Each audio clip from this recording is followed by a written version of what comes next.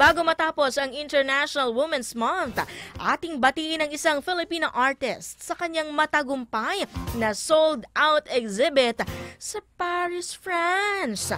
Ang lawyer at visual artist na si Atty. Tay Leonardo Ampon ay nagpamangha sa pamamagitan ng kanyang sining sa Art Capital Fair sa Grand Palais Museum sa France noong Pebrero. Ibinida ni Atty. Tay ang kanyang sining mula sa La Luz de Amor series at Happy Flowers on a Piano series. Maliban dito, kilala siya bilang founding member ng Filipino Advocates for Visual Arts o isang organisasyon na may layong gumawa ng sining para sa cultural development at social changes.